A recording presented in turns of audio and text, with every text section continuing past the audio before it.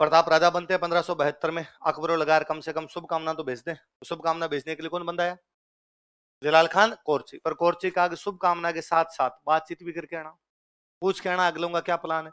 कोर्ची एक तो गुलदस्ते लेके आया, आगे प्रताप से कहा, प्रताप बहुत बहुत बधाई हो, हमारे बादशाह अकबर ने आपको शुभकामना दी है, और थोड़ा वो बता भी दो, थोड़ा प्लान आगे। कौन सा? वही, क्या करना है आगे आपको? प्रताप ने कहा सेम वही करेंगे। कौन सा? कि जो पापा कर रहे थे। पापा तो लड़ाई कर रहे थे। हाँ समझ गए ना, समझदार हो। जलाल खान कोर्ची वापस गया और उसने जाके अकबर को कहा कि उसने तो साफ साफ कहा कि हमारी नीति में कोई भी बदलाव, जैसा चल रहा था वैसा वैसा। अकबर समझदार आदमी, अकबर ने दिमाग लगाया, क्या राजस्थान का बंदा है, क्यों ना किसी राजस्थानी को भेजा जाए, यंग लड़का राजा बनाए, क्यों ना किसी यंग लड़के को भेजा जाए। अपने आमेर जो रियासत थी अकबर से संधि कर गई थी 1562 में। कब संधि कर ली? 15। इन दिनों आमेर के जो राजा उनका नाम है भगवंत दास। क्या नाम है? और भगवंत दास का एक राजकुमार है, राजकुमार का नाम है मानसिंह। क्या नाम है? दोनों बाप बेटे में अकबर के दरबार में। तो अकबर लगा यार मानसिंह यंग लड़का है, राजकुमार है, राजस्थान का है, तो क्यों ना इसको मेवाड़ प्रताप से बातचीत करने के लिए भेज दिया जाए। और अकबर ने मानसिंह को कहा कि मानसिंह कितने दिन हो गए राजस्थान गए हुए? और कई दिन हो गए छुट्टी पे गए हुए, कि जाओ तुम कई दिन छुट्टी काट के आओ, और जाते हुए उदयपुर होके जाना और प्रताप से पूछना क्या प्लान है। तो मानसिंह किससे बातचीत करने के लिए आया? महाराणा प्रताप। मानसिंह यहाँ आया, महाराणा प्रताप ने कहा ठीक है भाई, स्वागत सत्कार करो मानसिंह का पूरा, कोई दिक्कत नहीं है। अब कहा भाई मानसिंह बातचीत करने के लिए आया। प्रताप ने दिमाग लगाया कि बातचीत करने के लिए कौन है? मानसिंह। मानसिंह कौन है? तो आमेर का राजकुमार। कहाँ का राजकुमार है? प्रताप को लगा अच्छा राजकुमार बातचीत करने के लिए, अपना भी राजकुमार कर लेगा। यही प्रोटोकॉल गत है। पाकिस्तान का विदेश मंत्री है, हमारा विदेश मंत्री। चीन का रक्षा मंत्री है, हमारा रक्षा मंत्री। रूस का सूचना प्रसारण मंत्री है, हमारा सूचना प्रसारण मंत्री। और जापान का प्रधानमंत्री है तो हमारे प्रधानमंत्री। यही कहता है, बराबर वाला काउंटर पार्ट मिले जाके। प्रताप के जो बेटे हैं उनका नाम है अमर सिंह। क्या नाम है? तो मान सिंह से बातचीत करने के लिए किसको भेज दिया गया? अमर सिंह। शाम को नदी की पहाड़ पर डिनर का प्रोग्राम था। होना तो ये चाहिए कि भाई जो गेस्ट है वो तो आएगा लेट, और जो होस्ट है वो जाएगा जल्दी। यहाँ पर गेस्ट आ गया था जल्दी, होस्ट गया लेट। मान सिंह पहले आगे बैठ गया। मान सिंह ने वहां नौकर चाकर खड़े उनसे पूछा, कितनी देर में आ रहे हैं तुम्हारे राणा जी? तो ऐसा आ रहे सर, थोड़ा थोड़ा वेट।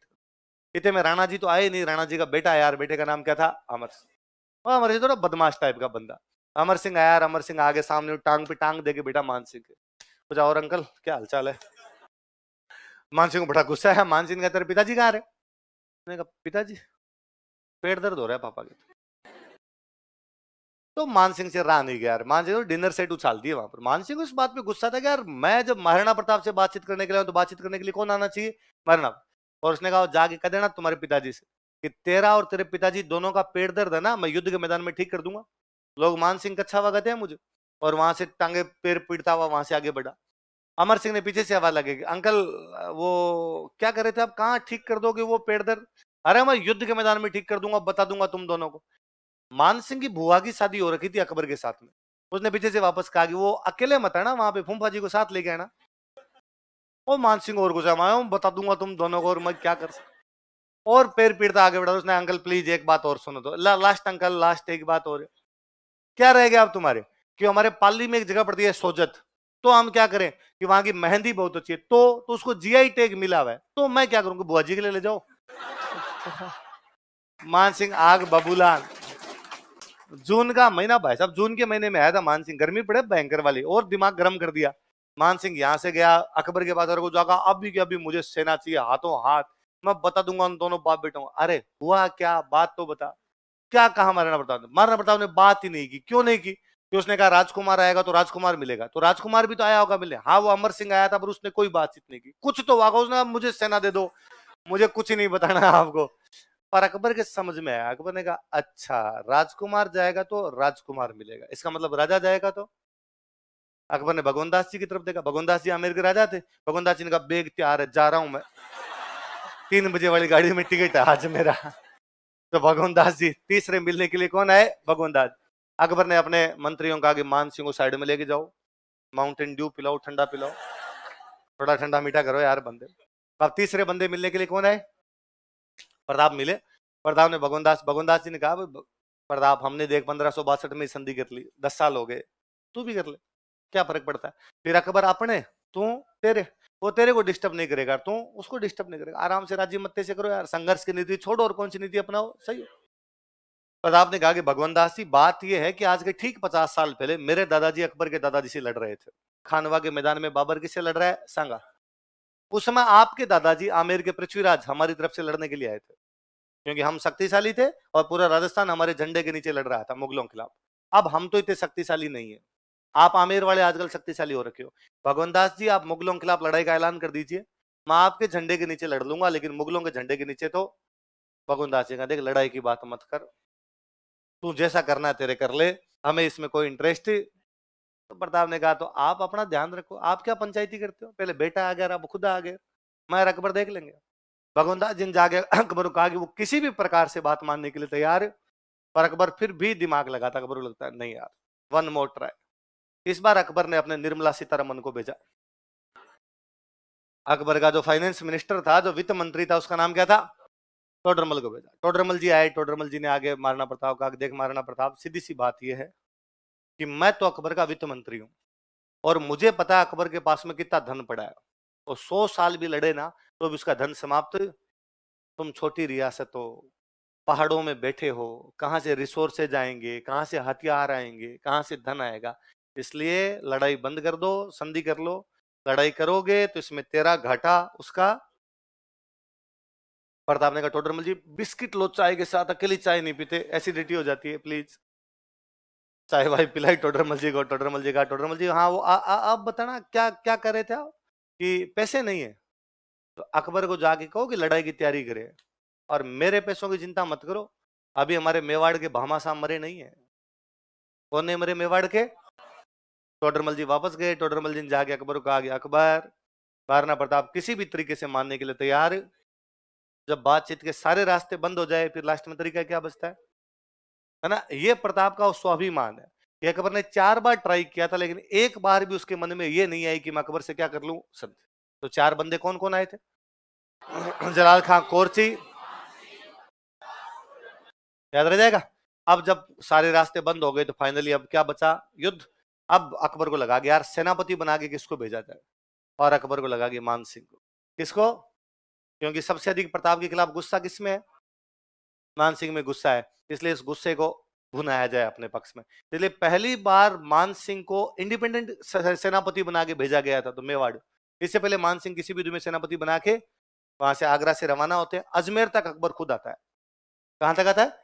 अजमेर में बैठ के मान सिंह, अकबर, बाकी सब एकदम सलाह करते हैं क्या करना है क्या नहीं करना है। फिर अकबर यहाँ अजमेर से अकबर मान सिंह को कहता है कि जा सिमरन,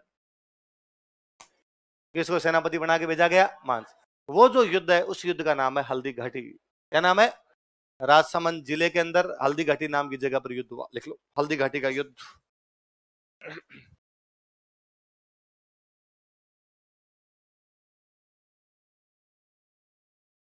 राजसमंद में पड़ता है भाई हल्दी घाटी, है ना?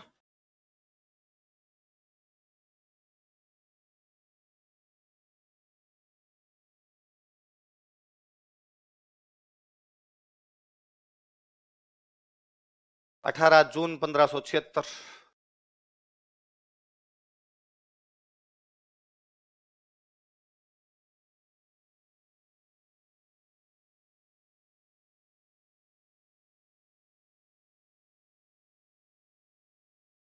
किस किस के बीच में हो रहा है?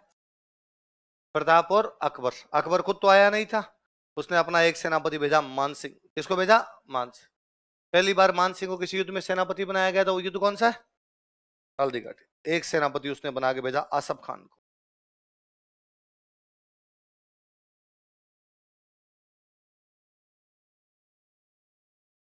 इधर प्रताप खुद तो लड़ ही रहे, प्रताप के साथ में सलुम्बर वाले तो हमेशा रहेंगे। सलुम्बर का सामंत कौन है बताओ देखे? कृष्णदास चुंडावत।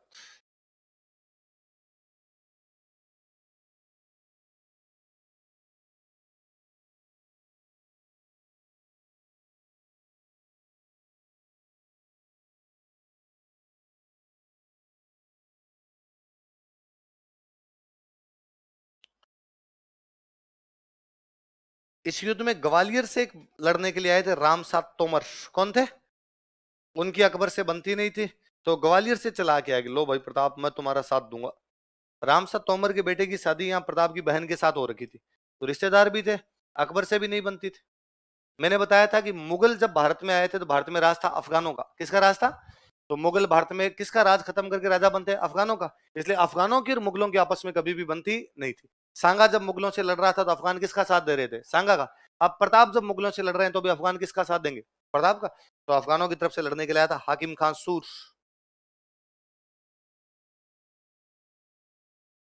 तो अफगान सेना लेके कौन आए हुए थे? हाकिम खान सूर, अफगान आर्मी के साथ।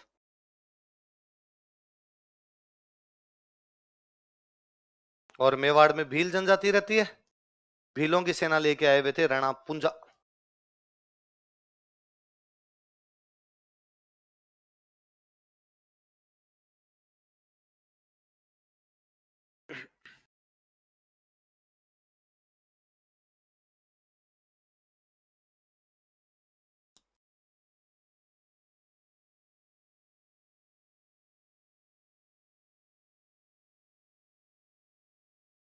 कब हुआ हल्दी घटी कुछ बताओ देखिए? 18 जून 1576। सलूम्बर से कौन आए? कृष्णदास चुंडावत। ग्वालियर से रामसाद तोमर। अफगानों की सेना के साथ हाकिम खान सूर। भीलों की सेना के साथ इधर अकबर खुद नहीं आया, अकबर के दो सेनापति आए। कौन कौन? मान सिंह और आसफ। घाटी घाटी ये पहाड़ों के बीच की जगह है, दो तरफ पहाड़ियां हैं, एक तरफ गोगुंदा के पहाड़, एक तरफ खमनोर के पहाड़ है। कौन कौन से पहाड़ है? एक तरफ गोगुंदा और दूसरी तरफ कौन से? खमनोर। उन पहाड़ियों के बीच में एक दर्रा है, एक तंग पास है, बहुत टाइट सा पास है। उस पास का नाम क्या? नेहरू पास है। उस पास का नाम क्या है? हल्दी घाटी। क्या नाम है? मेवाड़ वालों की सेना थी 3000, मुगलों के पास लगभग फौजी थे 5000। मुगलों के फौजी कितने हैं? हाँ, इनके पास कितने हैं? 3000, मतलब लगभग डबल का अंतर है। तो इनको पता था अपनी सेना कम और उनकी सेना क्या है? ज्यादा। तो इसलिए पास के इधर खड़े हुए, ताकि पास में पूरी की पूरी सेना एक साथ नहीं आ पाएगी, दर्रे में पूरी सेना नहीं आएगी, जितनी आएगी उस हिसाब से लड़ेंगे। अकबर की सेना में एक इतिहासकार आया हुआ था, उसका नाम है बदायूनी। क्या नाम है? बदायूनी लिखता है, हमने सुबह के आसपास और उसमें दर्रे के अंदर प्रवेश किया। प्रताप की सेना आगे एकदम तैयार खड़ी थी।